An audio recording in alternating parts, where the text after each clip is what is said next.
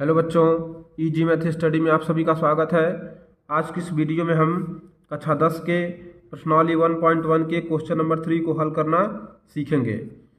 इस क्वेश्चन में हमें क्या दिया गया है कि अभाज्य गुणनखंड विधि द्वारा निम्नलिखित पूर्णांकों के एचसीएफ और एलसीएम ज्ञात कीजिए। तो हमको यहाँ क्या करना है, अभाज्य गुणनखंड विधि से, मतलब हमको पहले क्या करना है, इसका अभाज्य गुणनखंड ज्ञात करना है और उसके बाद से इसका हमें क्या करना है, एचसीएफ और एलसीएम ज्ञात करना है। तो देखिए इसे कैसे हम हल करेंगे। तो पहले हम क्या करेंगे, 15 का अभाज्य गुणनखंड ज्ञात करेंगे। तो 15, 12, 21। तो चलिए पहले 15 का हम ज्ञात कर लेते हैं यहाँ पे।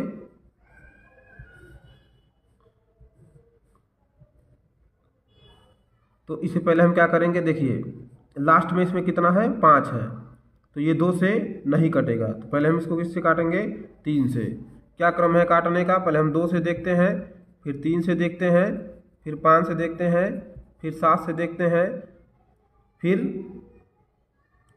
11 से देखते हैं, फिर 13 से देखते हैं। यही क्रम है इसका। तो चलिए देखिए, 2 से तो ये संख्या कटेगी नहीं, क्योंकि 2 से कटने के लिए लास्ट में क्या चाहिए, यहाँ पे 0, 2, 4, 6, 8। तब क्या होगी संख्या, 2 से कटेगी। तो ये 2 से तो कटेगी नहीं, तो हम पहले क्या करेंगे, इसे 3 से काटते हैं। तो जब 3 से हम इसे काटेंगे तो ये हो जाएगा कितना, 3 पच्चे 15। 3 से कटा, 3 पच्चे 15 हो गया। 5 है तो ये क्या होगा, एक बार में कट जाएगा, 5 एकम 5। अब फिर क्या करेंगे, हम यहाँ पे 12 का ज्ञात करेंगे ऐसे अभाज्य गुणनखंड। तो जब 12 का ज्ञात करेंगे तो क्या होगा, पहले 2 से काटेंगे इसे, क्योंकि लास्ट में 2 है, तो ये 2 से कट जाएगा। तो जब 2 से काटेंगे तो ये कितना होगा, 2 से 6 बार में, 2 छके 12। फिर 2 से काटेंगे तो 2 त्याई 6, और 3 से काटेंगे तो 3 एकम 3। अब फिर 21 को ऐसे ही कर लेंगे, 21 का अभाज्य गुणनखंड ज्ञात कर लेते हैं। तो देखिए लास्ट में इसमें कितना है, 1 है, यानी ये 2 से नहीं कटेगा। 3 से देखिए, जब 3 से काटेंगे तो 3 सत्ते 21 हो जाएगा, और 7 है तो किससे कटेगा, 7 से ही। देखिए कोई भी अगर अभाज्य संख्या आ जाती है तो वो क्या होती है, खुद से ही कटती है।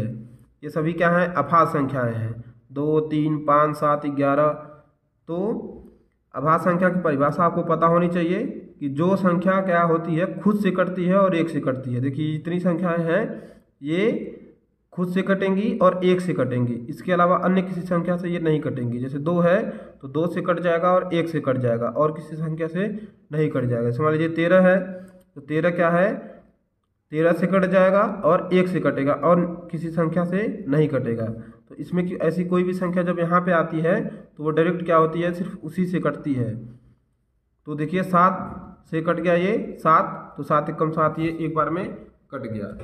अब इसका अभाज्य गुणनखंड हमको देखिए, सबका अभाज्य गुणनखंड हम यहाँ पे पहले लिख देते हैं। तो देखिए 15 का अभाज्य गुणनखंड में क्या मिला हुआ है, 15 का अभाज्य गुणनखंड मिला है 3 गुणे 5। 12 का अभाज्य गुणनखंड क्या मिला है हमें, 2 गुणे 2 गुणे 3। ये 15 का हो गया। ऐसे ही 21 का हमें क्या क्या मिला है यहाँ पे, 3 गुणे 7। तो ऐसे आपको पहले लिख देना है, सबका अभाज्य गुणनखंड हमने लिख दिया इसमें। अब हम इसका एचसीएफ और एलसीएम ज्ञात करेंगे। तो देखिए इसका एचसीएफ पहले कितना होगा, तो इसका एचसीएफ हो जाएगा, देखिए इसमें तीनों में, जैसे मान लीजिए जब 2 संख्या दी रहती थी, 2 संख्याओं का एचसीएफ और एलसीएम हम जब ज्ञात करते हैं तो हम देखते हैं कि दोनों में कौन सी संख्या मिल रही है।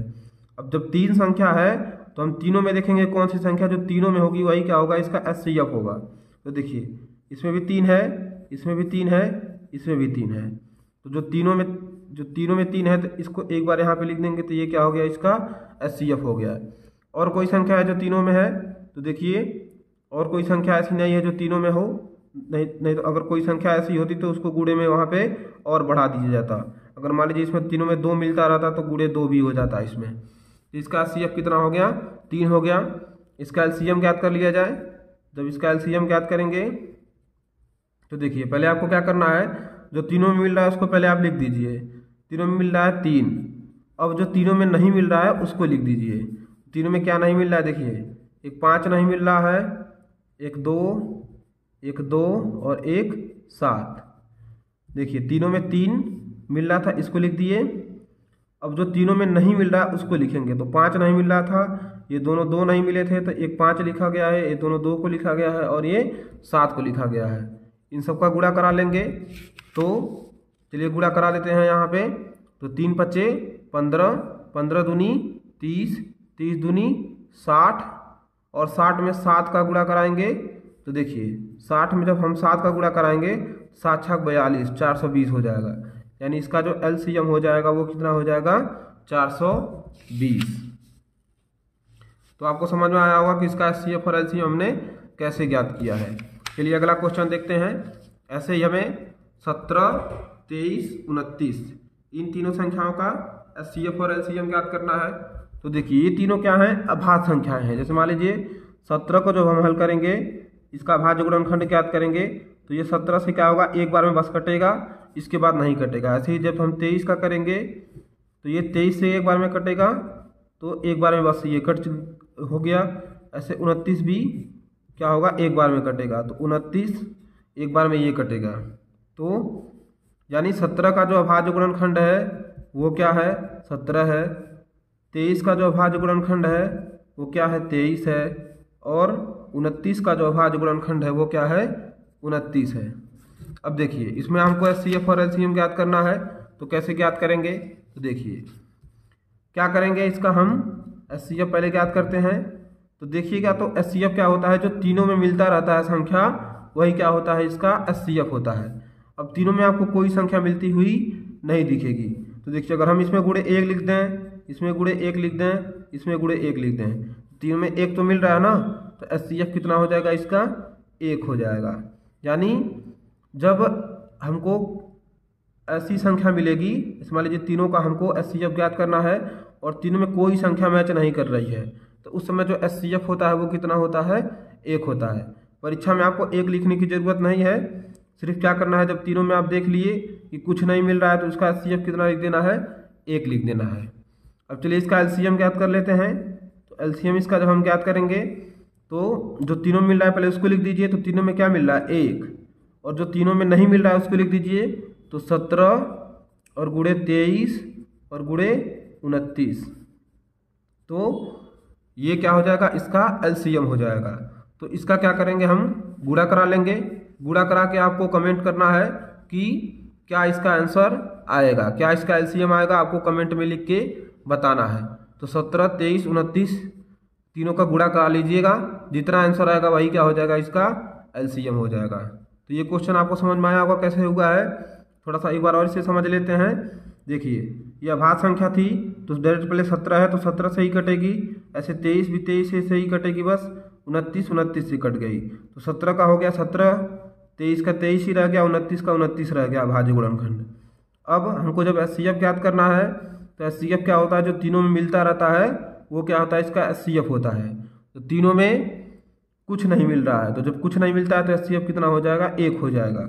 एलसीएम जो तीनों मिल रहा है उसको लिखते हैं। तो देखिए तीनों में तो 1 मिल रहा था ना, और जो तीनों में नहीं मिल रहा है उसको लिख दीजिए। तो क्या है, 17 गुणे 23 गुणे 29, इसका गुणा करा देंगे तो वही क्या हो जाएगा, इसका एलसीएम हो जाएगा। चलिए तीसरे क्वेश्चन को हल कर लेते हैं। तो 8 का हम अभाज्य गुणनखंड ज्ञात करेंगे यहाँ पे। तो 8 का अभाज्य गुणनखंड ज्ञात करेंगे, 2 से काटेंगे इसे। तो 2 से पहले काटेंगे तो ये हो जाएगा 2 चौक 8, फिर 2 से काटेंगे 2 दूनी 4, फिर 2 से काटेंगे एक बार में, ये हो गया। 9 को ऐसे ही हल कर देंगे। 9 का करेंगे तो कितना होगा, 2 से तो ये नहीं कटेगा, 3 से काटेंगे पहले इसे। तो 3 तरीके 9 और 3 से एक बार में। ऐसे 25 का कर देंगे तो 25, देखिए न ये 2 से कटेगा क्योंकि 2 के पाड़ा में 25 आता नहीं है, न 3 से कटेगा, 3 के भी पाड़ा में 25 नहीं आता है। 5 के पाड़ा में आता है, 5 से काट देते हैं इसे। तो 5 पच्चे 25 और फिर 5 से काटेंगे तो 1, यानी जो 8 का अभाज्य गुणनखंड मिला, देखिए 8 का अभाज्य गुणनखंड क्या क्या मिला है, 2 गुणे 2 गुणे 2, और 9 का अभाज्य गुणनखंड क्या मिला है, 3 गुणे 3, और 25 का अभाज्य गुणनखंड क्या क्या मिला है, 5 गुणे 5। अब देखिए इसमें आपको एचसीएफ लिखना है पहले। चलिए एचसीएफ ज्ञात कर लेते हैं। तो जो तीनों में मिलता रहेगा पहले वही क्या होगा, इसका HCF होगा। तो देखिए तीनों में क्या मिल रहा है इसमें, तो तीनों में हम देखेंगे तो कोई भी संख्या मैच नहीं कर रही है इसमें। तो जब तीनों में कोई भी संख्या नहीं मैच कर रही है तो इसका HCF कितना होगा, 1 होगा। अभी आपको पिछले क्वेश्चन में बताया गया है कि जब तीनों में कोई भी संख्या मैच नहीं करेगी तो HCF कितना होगा, 1 हो जाएगा। इसका LCM ज्ञात कर लेते हैं। तो तीनों में पहले क्या मिल रहा है यहाँ पे, 1 वैसे दिख तो नहीं रहा आपको, लेकिन इसमें गुणे 1 गुणे 1 गुणे 1 छिपा हुआ है। तो LCM कैसे, जो तीनों में मिलता है पहले उसे लिख लेते हैं।